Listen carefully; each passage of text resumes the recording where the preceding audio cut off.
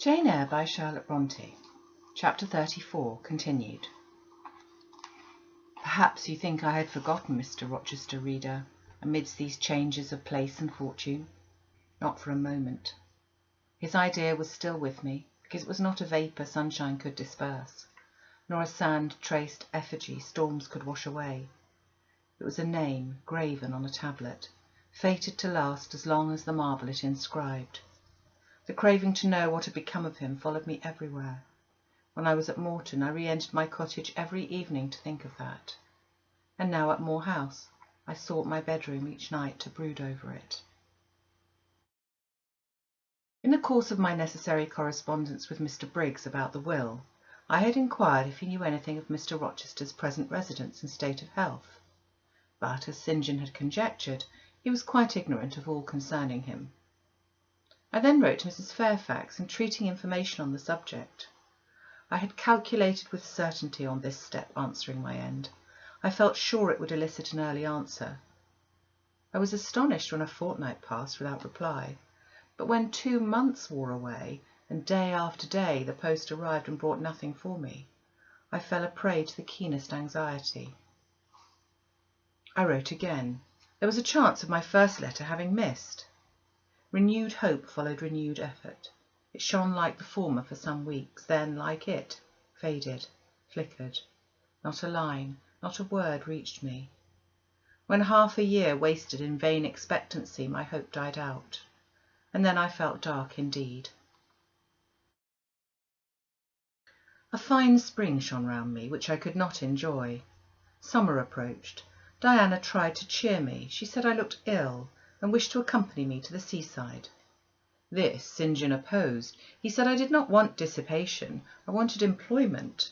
My present life was too purposeless, I required an aim, and I suppose by way of supplying deficiencies, he prolonged still further my lessons in Hindustani, and grew more urgent in requiring their accomplishment. And I, like a fool, never thought of resisting him. I could not resist him. One day I had come to my studies in lower spirits than usual. The ebb was occasioned by a poignantly felt disappointment.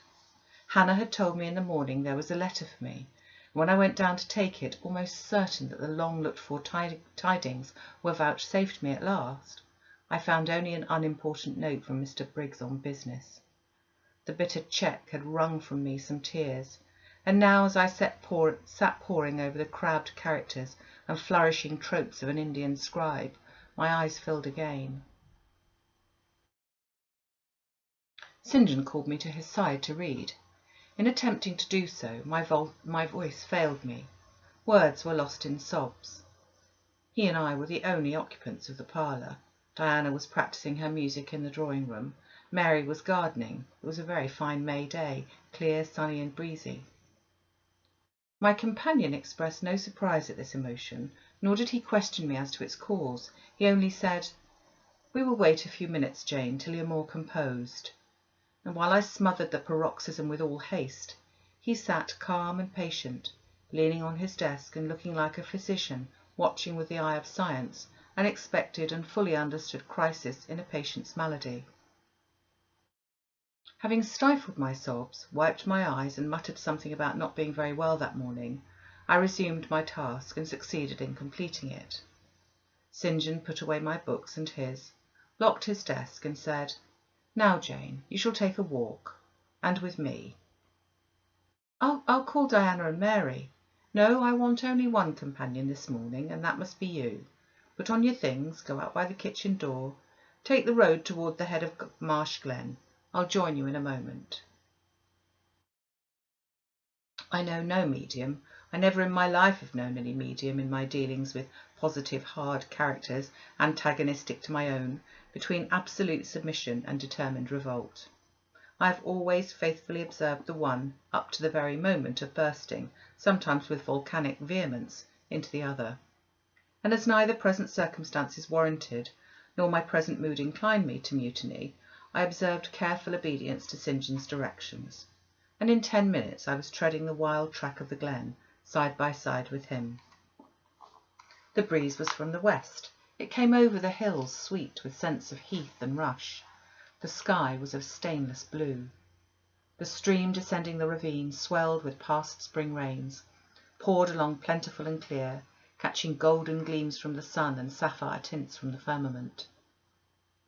As we advanced and left the track, we trod a soft turf, mossy, fine, and emerald green, minutely enamelled with a tiny white flower and spangled with a star-like yellow blossom. The hills, meantime, shut us quite in, for the glen towards its head wound to their very core. "Let us rest here," said St. John, as we reached the first stragglers of a battalion of rocks, guarding a sort of pass, beyond which the beck rushed down a waterfall, and where, still a little further, the mountain shook off turf and flower, had only heath for raiment and crag for gem, where it exaggerated the wild to the savage and exchanged the fresh for the frowning, where it guarded the forlorn hope of solitude, and a last refuge for silence. I took a seat. St. John stood near me. He looked up the pass and down the hollow. His glance wandered away with the stream and returned to traverse the unclouded heaven which coloured it. He removed his hat, let the breeze stir his hair and kiss his brow. He seemed in communion with the genius of the haunt. With his eye he bade farewell to something. "And I shall see it again," he said aloud, "in dreams when I sleep by the Ganges, and again in a more remote hour when another slumber overcomes me on the shore of a darker stream." Strange words of a strange love, an austere patriot's passion for his fatherland. He sat down. For half an hour we never spoke, neither he to me nor I to him. That interval past, he recommenced. "Jane, I go in 6 weeks. I've taken my berth in an East Indiaman which sails on the 20th of June. God will protect you, for you have undertaken his work," I answered. "Yes," said he, "there is my glory and joy. I am the servant of an infallible master. I'm not going out under human guidance, subject to the defective laws and erring control of my feeble fellow-worms. My king, my lawgiver, my captain is the all-perfect. It seems strange to me that all round me do not burn to enlist under the same banner, to join in the same enterprise. All have not your powers, and it would be folly for the feeble to wish to march with the strong. I do not speak of the feeble, or think of them. I address only such as are worthy of the work, and competent to accomplish it. Those are few in number and difficult to discover. You say truly, but when found, it is right to stir them up, to urge and exhort them to the effort, to show what their gifts are, and why they were given, to speak heaven's message in their ear, to offer them, direct from God, a place in the ranks of his chosen. If they are really qualified for the task, will not their own hearts be the first to inform them of it?" I felt as if an awful charm was framing round and gathering over me. I trembled to hear some fatal words spoken, which would at once declare and rivet the spell. "And what does your heart say?" demanded St. John. "My heart is mute. My heart is mute," I answered, struck and thrilled. "Then I must speak for it," continued the deep, relentless voice. "Jane, come with me to India. Come as my helpmeet and fellow labourer." The glen and sky spun round, the hills heaved. It was as if I'd heard a summons from heaven, as if a visionary messenger, like him of Macedonia, had announced, "Come over and help us." But I was no apostle. I could not behold the herald. I could not receive his call. "Oh, St. John," I cried, "have some mercy." I appealed to one who, in the discharge of what he believed his duty, knew neither mercy nor remorse. He continued, "God and nature intended you for a missionary's wife. It is not personal, but mental endowments they've given you. You are formed for labour, not for love. A missionary's wife you shall be. You shall be mine. I claim you, not for my pleasure, but for my sovereign service." "I'm not fit for it. I have no vocation," I said. He had calculated on these first objections. He was not irritated by them. Indeed, as he leaned back against the crag behind him, folded his arms on his chest and fixed his countenance, I saw he was prepared for a long and trying opposition, and had taken in a stock of patience to last him to its close, resolved, however, that that close should be conquest for him. Humility, Jane, said he, is the groundwork of Christian virtues. You say right that you're not fit for the work. Who is fit for it? Or who that ever was truly called believed himself worthy of the summons? I, for instance, am but dust and ashes. With St. Paul I acknowledge myself the chiefest of sinners, but I do not suffer this sense of my personal vileness to daunt me. I know my leader, that he is just as well as mighty, and while he has chosen a feeble instrument to perform a great task, he will, from the boundless stores of his providence, supply the inadequacy of the means to the end. Think like me, Jane. Trust like me. It is the rock of ages I ask you to lean on. Do not doubt but it will bear the weight of your human weakness. I do not understand a missionary life. I've never studied missionary labours. There, I, humble as I am, can give you the aid you want. I can set your task from hour to hour, stand by you always, help you from moment to moment. This I could do in the beginning. Soon, for I know your powers, you would be as strong and apt as myself, and would not require my help. But my powers, where are they for this undertaking? I do not feel them. Nothing speaks or stirs in me while you talk. I am sensible of no light kindling, no life quickening, no voice counselling or cheering. Oh, I wish I could make you see how much my mind is at this moment like a rayless dungeon, with one shrinking fear fettered in its depth, the fear of being persuaded by you to attempt what I cannot accomplish. I have an answer for you. Bear it. I've watched you ever since we first met. I've made you my study for 10 months. I've proved you in that time by sundry tests. And what have I seen and elicited? In the village school I found you could perform well, punctually, uprightly, labour uncongenial to your habits and inclinations. I saw you could perform it with a capacity and tact. You could win while you controlled. In the calm with which you learnt you had become suddenly rich. I read a mind clear of the vice of Demas. Lucre had no undue power over you. In the resolute readiness with which you cut your wealth into 4 shares, keeping but one to yourself and relinquishing the 3 others to the claim of abstract justice, I recognized a soul that revelled in the flame and excitement of sacrifice. In the tractability with which, at my wish, you forsook a study in which you were interested and adopted another because it interested me. In the untiring assiduity with which you have since persevered in it, in the unflagging energy and unshaken temper with which you have met its difficulties, I acknowledge the compliment of the qualities I seek, Jane. You are docile, diligent, disinterested, faithful, constant and courageous, very gentle and very heroic. Cease to mistrust yourself. I can trust you unreservedly. As a conductress of Indian schools and a helper amongst Indian women, your assistance will be to me invaluable. My iron shroud contracted round me. Persuasion advanced with slow, sure step. Shut my eyes as I would, these last words of his succeeded in making the way, which seemed blocked up, comparatively clear. My work, which had appeared so vague, so hopelessly diffuse, condensed itself as he proceeded, and assumed a definite form under his shaping hand. He waited for an answer. I demanded a quarter of an hour to think before I again hazarded a reply. Very willingly, he rejoined, and rising he strode a little distance up the path, threw himself down on a swell of heath, and there lay still. I can do what he wants me to do. I'm forced to see and acknowledge that, I meditated. That is, if life be spared me. But I feel mine is not the existence to be long protracted under an Indian sun. What then? He does not care for that. When my time came to die, he would resign me in all serenity and sanctity to the God who gave me. The case is very plain before me. In leaving England, I should leave a loved but empty land.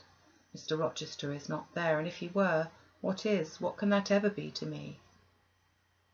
My business is to live without him now, nothing so absurd, so weak, as to drag him from day to day, as if I were waiting some impossible change in circumstances which might reunite me to him. Of course, as St. John once said, I must seek another interest in life to replace the one lost. Is not the occupation he now offers me truly the most glorious man can adopt or God assign? Is it not, by its noble care and sublime results, the one best calculated to fill the void left by an uptorn affections and demolished hopes? I believe I must say yes. And yet I shudder. Alas, if I join St. John, I abandon half myself. If I go to India, I go to premature death. And how will the interval between leaving England for India and India for the grave be filled? Oh, I know too well. That too is very clear to my vision. By straining to satisfy St. John till my sinews ache, I shall satisfy him to the finest central point and farthest outward circle of his expectations. If I do go with him, if I do make the sacrifice he urges, I will make it absolutely. I will throw all on the altar, heart, vitals, the entire victim. He will never love me, but he shall approve me. I will show him energies he has not seen, resources he has never yet suspected. Yes, I can work as hard as he can, and with as little grudging. Consent, then, to his demand is possible, but for one item, one dreadful item. It is, he asks me to be his wife, and has no more of a husband's heart for me than that frowning giant of a rock, down which the stream is foaming in yonder gorge. He prizes me as a soldier would a good weapon, and that is all. Unmarried to him, this would never grieve me. But can I let him complete his calculations, coolly put into practice his plans, go through the wedding ceremony? Can I receive from him the bridal ring, endure all the forms of love, which I doubt not he would scrupulously observe, and know that the spirit was quite absent? Can I bear the consciousness that every endearment he bestows is a sacrifice made on principle? No. Such a martyrdom would be monstrous. I will never undergo it. As his sister I might accompany him, not as his wife. I will tell him so. I looked towards the knoll. There he lay, still as a prostrate column, his face turned to me, his eye beaming, watchful and keen. He started to his feet and approached me. "I am ready to go to India, if I may go free." "Your answer requires a commentary," he said. "It is not clear. You have hitherto been my adopted brother, I your adopted sister. Let us continue as such. You and I had better not marry." He shook his head. "Adopted fraternity will not do in this case. If you were my real sister it would be different. I should take you and seek no wife. But as it is, either our union must be consecrated and sealed by marriage, or it cannot exist. Practical obstacles oppose themselves to any other plan. Do you not see it, Jane? Consider a moment. Your strong sense will guide you." I did consider, and still my sense, such as it was, directed me only to the fact that we did not love each other as man and wife should, and therefore it inferred we ought not to marry. I said so. "St. John," I returned, "I regard you as a brother, you, me, as a sister, so let us continue." "We cannot. We cannot," he answered with short, sharp determination. "It would not do. You said you will go with me to India. Remember you have said that. Conditionally. Well, well, to the main point, the departure with me from England, the co-operation with me in my future labours. You do not object. You've already as good as put your hand to the plough. You are too consistent to withdraw it. You have but one end to keep in view, how the work you have undertaken can best be done. Simplify your complicated interests, feelings, thoughts, wishes, aims. Merge all considerations in one purpose, that of fulfilling with effect, with power, the mission of your great master. To do so you must have a coadjutor, not a brother that is a loose tie, but a husband. I, too, do not want a sister. A sister might any day be taken from me. I want a wife, the sole helpmeet I can influence efficiently in life and retain absolutely till death." I shuddered as he spoke. I felt his influence in my marrow, his hold on my limbs. "Seek one elsewhere than in me, St. John. Seek one fitted to you." "One fitted to my purpose, you mean, fitted to my vocation. Again I tell you it is not the insignificant private individual, the mere man with the man's selfish senses, I wish to mate. It is a missionary, and I will give the missionary my energies. It is all he wants, but not myself. That would be only adding to the husk and shell to the kernel. For them he has no use. I retain them.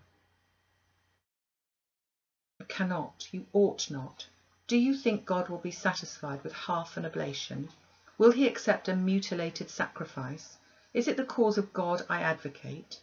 It is under his standard I enlist you. I cannot accept on his behalf a divided allegiance. It must be entire. Oh, I will give my heart to God, I said. You do not want it. I will not swear, reader, but there was not something of repressed sarcasm both in the tone in which I uttered this sentence and in the feeling that accompanied it. I had silently feared St. John till now, because I had not understood him. He had held me in awe because he had held me in doubt. How much of him was saint, how much mortal, I could not heretofore tell. But revelations were being made in this conference. The analysis of his nature was proceeding before my eyes. I saw his fallibilities. I comprehended him. I understood that sitting there where I did, on the bank of heath, and with that handsome form before me, I sat at the feet of a man, erring as I. The veil fell from his hardness and despotism. Having felt in him the presence of these qualities, I felt his imperfection and took courage. I was with an equal, one with whom I might argue. Excuse me. One whom, if I saw good, I might resist. He was silent after I'd uttered that last sentence, and I presently risked an upward glance at his countenance. His eye, bent on me, expressed at once stern surprise and keen inquiry. Is she sarcastic, and sarcastic to me, it seemed to say? What does this signify? Do not forget that this is a solemn matter, he said ere long, one of which we may neither think nor talk lightly without sin.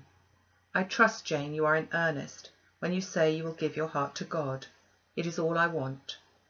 Once wrench your heart from man and fix it on your Maker. The advancement of that Maker's spiritual kingdom on earth will be your chief delight and endeavour. You will be ready to do at once whatever furthers that end.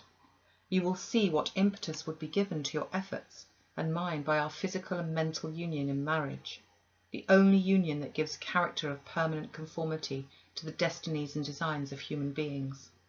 And passing over all minor caprices, all trivial difficulties and delicacies of feeling, all scruple about the degree, kind, strength, or tenderness of mere personal inclination, you will hasten to enter into that union at once. Shall I said briefly, and I looked at his features, beautiful in their harmony, but strangely formidable in their still severity, at his brow, commanding but not open, at his eyes, bright and deep and searching but never soft, at his tall, imposing figure, and fancied myself in idea his wife. Oh, it would never do. As his curate, his comrade, all would be right. I would cross oceans with him in that capacity, toil under eastern suns, in Asian deserts with him in that office, admire and emulate his courage and devotion and vigour, accommodate quietly to his masterhood, smile undisturbed at his ineradicable ambition, discriminate the Christian from the man, profoundly esteem the one and freely forgive the other. I should suffer often, no doubt, attached to him only in this capacity. My body would be under rather a stringent yoke, but my heart and mind would be free. I should still have my unblighted self to turn to, my natural, unenslaved feelings with which to communicate in moments of loneliness. There would be recesses in my mind which would be only mine, to which he never came, and sentiments growing there, fresh and sheltered, which his austerity could never blight, nor his measured warrior march trample down. But as his wife, at his side always, and always restrained and always checked, forced to keep the fire of my nature continually low, to compel it to burn inwardly and never utter a cry, though the imprisoned flame consumed vital after vital, this would be unendurable. St. John, I exclaimed when I'd got so far in my meditation. Well, he answered icily, I repeat, I freely consent to go with you as your fellow missionary, but not as your wife. I cannot marry you and become part of me. Part of me you must become, he answered steadily, otherwise the whole bargain is void. How can I, a man not yet 30, take out with me to India a girl of 19 unless she be married to me? How can we be forever together, sometime in solitude, sometimes amid savage tribes, and unwed? Very well, I said shortly. Under the circumstances, quite as well as if I... Very well, I said shortly. Under the circumstances, quite as well as if I were either your real sister or a man, and clergyman like yourself. It is known that you are not my sister. I cannot introduce you as such, and to attempt it would be to fasten injurious suspicions on us both. And for the rest, though you have a man's vigorous brain, you have a woman's heart, and it would not do. It would do, I affirmed with some disdain, perfectly well. I have a woman's heart, but not where you're concerned. For you I have only a comrade's constancy, a fellow soldier's frankness, fidelity, fraternity. If you like, a neophyte's respect and submission to his hierophant. Nothing more. Don't fear. It is what I want, he said, speaking to himself. It is just what I want. And there are obstacles in the way. They must be hewn down. Jane, you would not repent marrying me. Be certain of that. We must be married. I repeat, there is no other way, and undoubtedly enough of love would follow upon marriage to render the union ripe even in your eyes. I scorn your idea of love, I could not help saying, as I rose up and stood before him, leaning my back against the rock. I scorn the counterfeit sentiment you offer. Yes, St. John, and I scorn you when you offer it. He looked at me fixedly, compressing his well-cut lips while he did so. Whether he was incensed or surprised or what, it was not easy to tell. He could command his countenance thoroughly. I scarcely expected to hear that expression from you, he said. I think I have done and uttered nothing to deserve scorn. I was touched by his gentle tone and overawed by his high, calm mien. Forgive me the words, St. John, but it is your own fault that I have been roused to speak so unguardedly. You have introduced a topic on which our natures are at variance, a topic we should never discuss. The very name of love is an apple of discord between us. If the reality were required, what should we do? How should we feel? My dear cousin, abandon your scheme of marriage. Forget it. No, said he. It is a long-cherished scheme, and the only one which can secure my great end. But I shall urge you no further at present. Tomorrow I leave home for Cambridge. I have many friends there to whom I should wish to say farewell. I shall be absent a fortnight. Take that space of time to consider my offer, and do not forget that if you reject it, it is not me you deny, but God. Through my means he opens to you a noble career. As my wife only can you enter upon it. Refuse to be my wife, and you limit yourself forever to a track of selfish ease and barren obscurity. Tremble lest in that case you should be numbered with those who have denied the faith and are worse than infidels. He had done. Turning from me, he once more looked to river, looked to hill. But this time his feelings were all pent in his heart. I was not worthy to hear them uttered.